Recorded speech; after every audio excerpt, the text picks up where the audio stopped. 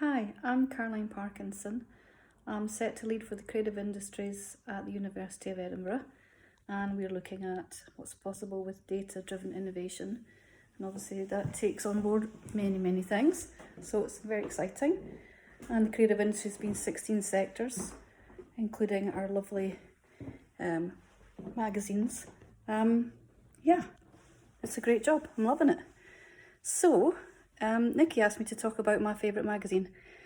Well, that's hard to choose, but one kind of stands out. So maybe this little review of my bookcase might help with that, give you a clue. So, yeah, I started doing photography at 14.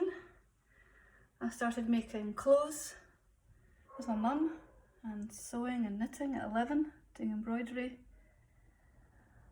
And obviously as I've moved on, I started combining the clothes, the photography, and doing hair and makeup for various models or shoots or weddings. Yeah, used to do some rescue jobs, frankly, at weddings, and I like a bit of other design and photography and looking at classic sculpture and portraiture and all sorts of things. So as I got a little bit older, I started my fashion label, which was called Strange But True, and I started to look at how I could I guess be less homespun. I was inspired by dance because I was a dancer as well.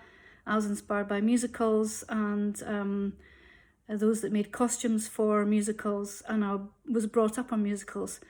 And my mother was a dancer in ballroom dancer, and she danced in Come Dancing in 1959 in the Lancers, and so she had also made her dress for dancing in.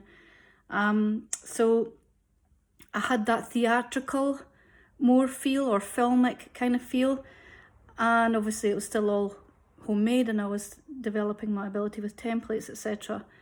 But what really pushed me up a level was this stuff here.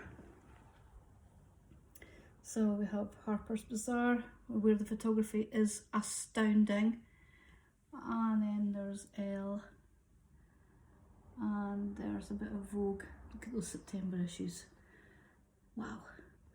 So the reason I'm showing you that is I collect these magazines over the year, and unlike my best friend in fashion, Shona, who keeps every magazine that she's, I think, ever bought since the 60s, she's got Vogue's all the way back in her study, which is immense. I can't tell you, it's just been a joy being in her place and looking through all of that. Really amazing. What I do is at Christmas time, when we're voluntarily at home, I get all the magazines out of the year and flick through and see where hair, makeup, photography, or the clothes, or just how it makes me feel, appeals. So this is what I do with it. This is a scrapbook from 1990. I've been getting Elle and Vogue since 1990, and most recently I've been getting Bazaar. What do I love about the magazine? Well, everything. Inspiration, the idea of who can I photograph in what way, ideas for my own travelling, or how I would photograph that if I was there, or how I would, think about dressing someone, or just being inspired. And I mean, look at that, it's just fantastic. I love the graphic design, I love the photography, look at this beautiful woman. I love the joy of these great women, which is mostly women in these magazines, not exclusively. I love the artistry of the adverts. I love the fonts. I'm into fonts. Look at Christy Turlington. Arguably the most beautiful woman in the world. well, and the most able to just be so different. She's like a chameleon. She's incredible. Arthur Elgor said that about her, actually, that she was a chameleon. I love this lady as well. And just look at this beautiful design. I mean, I just love design. I love the feeling that's being emoted. Look at that. She's a fantastic actress and comedian. And look at the, you know, drawing to reality. I mean, there's just so much. I mean, I look at Lauren Hutton. So, Twiggy! So, yeah. It's just, oh, Amber Valletta. It's everything. It's the designers. Look at this incredible woman. She's a pilot. So you've got people who are in all walks of life. Stars, models, people who are in all sorts of working roles, and they have interviews with women in different lives, and there's books reviewed and places reviewed and beauty reviewed. And the thing I liked about Elle, look at Kylie there. Love that ice white hair. There's Christy again. What I love about it is that it was affordable, well, more affordable than Vogue. I found Vogue obviously inspiring, but I found Elle.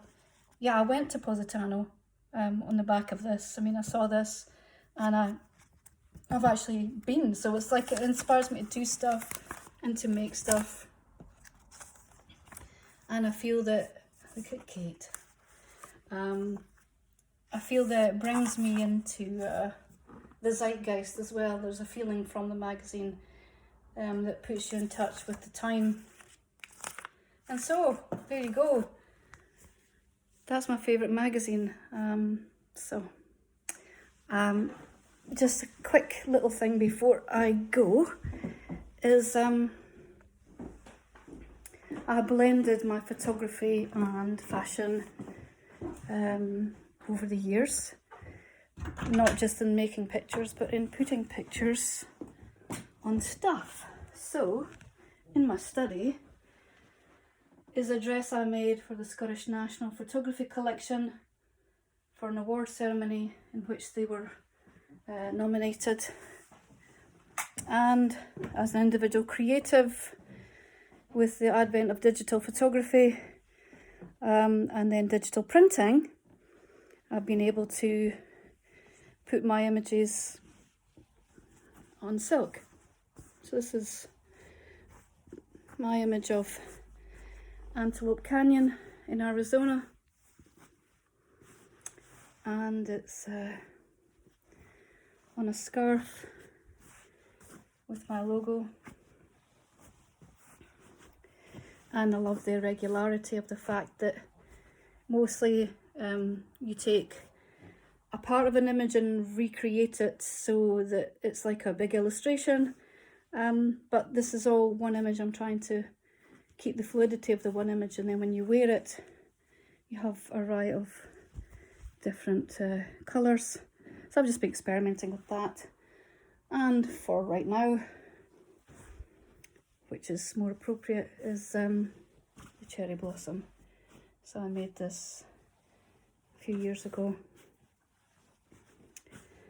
And so this is a photograph printed onto silk. So these are just tests and experiments. I'm trying to blend the two disciplines together. So as you can see, fashion and Elle has really influenced me, and it's still a place I go to dream. I think that's the best thing to say about Elle.